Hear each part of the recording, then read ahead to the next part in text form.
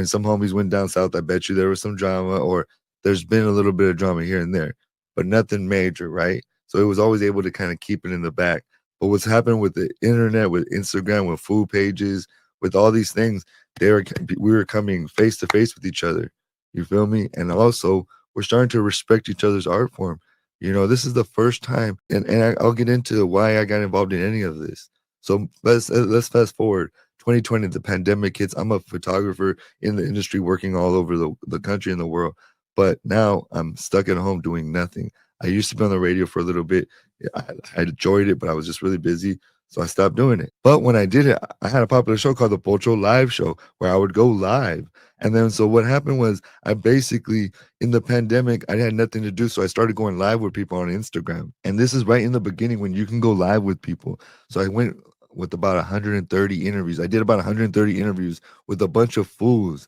All these interviews, most of them were coming from the food community because I never seen no young rappers rapping their rapping their butt off and being Latino. They weren't sounding like I mean, they were sounding like 17 Reasons. They weren't sounding like Dark Room Familia. They weren't sounding like Mr. Criminal or Capone or Pozo or any, you know, Chicano rappers. And I never really liked. The only Chicano rapper I really liked was Conejo, you know, and then King Little G because he changed the sound. You feel me? That's another person that will be out of this mix because he's not really involved. He's going through personal problems. Shout out to King Little G. Hopefully he gets it together. And also Little Drummer.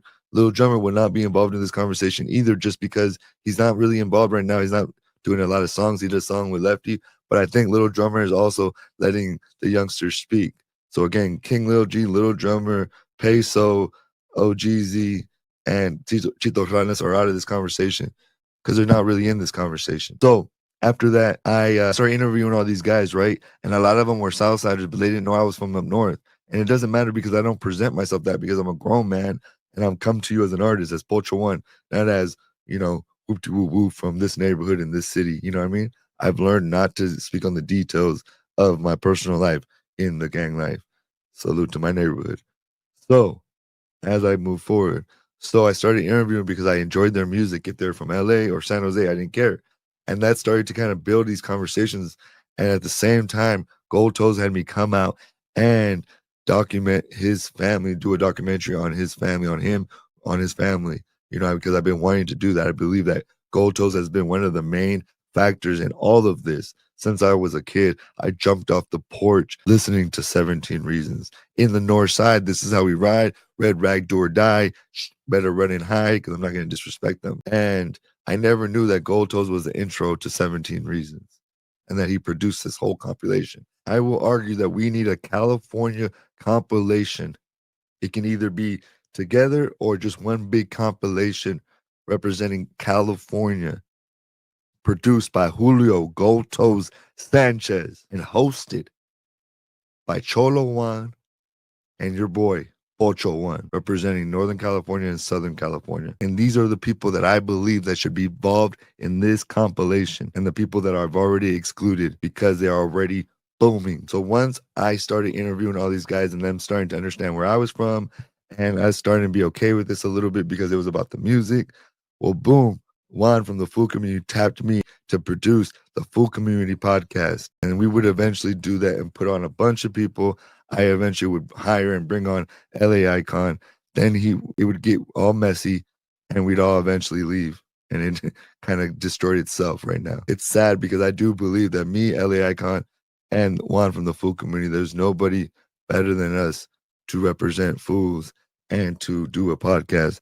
And there was nobody better than us. And after them, when I left or got fired, whatever you want to say, they tried to recreate, you know, the truth, but you can't recreate the truth. There's certain ingredients. And that's why I went off, yes, because I was hurt, you know, I'll admit it. I crashed out many times because I was hurt because we had something powerful. And I don't know what it is about our people that we just can't get it together in the moments when we need each other most. This Food Community podcast, my dream, of course, my vision was to bring one Northern California fool, one Southern California fool, and one Bakersfield fool to bring one podcast to bring all our people together, to bring all the fools together, all the top fools. But then the fools started acting like fools. We had we had Gotos on, and that was one of the starting facts. I remember being in Houston and telling Gotos, dude, you're the one. You gotta get on these podcasts. You're the coolest dude in the room. Think about it, Burner. Any of these fools are in the room. Everybody gravitates towards Gotos.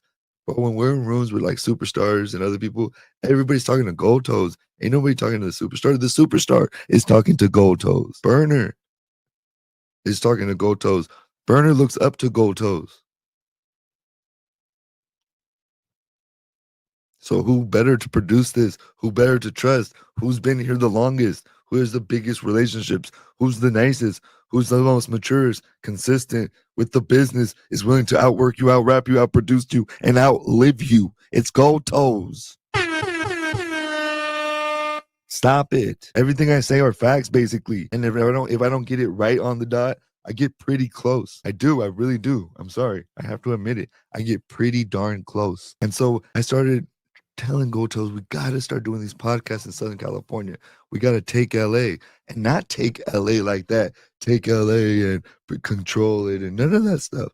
But just, it's the biggest market, the biggest for Latinos. Come on. And so what? The first thing we do is the LA Cypher. After the LA Cypher, we go to Rhodium Radio, me and Gotos. Boom. After that, I hook him up with American Cholo, and he goes crazy on American Cholo. These are the beginnings of the North and the South. This is when people start getting uncomfortable. Right now, respectfully, Big Tone, all these other people are being cool with LA and all these other things. But before, where were they? Were they when we were in the, on the front line taking shrapnel? You feel me? Where were they? And now they're there because it's easy and it's cool to do. But when I was talking about this, ain't nobody was talking about this. You guys need to check the calendar, check the stats, check the videos, check YouTube and Instagram. Your boy was speaking on this way before, but of course, I'm not as big as y'all, and I understand that and I respect it. And I'm more than anything just grateful that you guys are finally, it took you 4 or 5 years, but you're finally starting to catch on the importance of not coming together for no kumbaya, but because we're businessmen that are shrewd businessmen.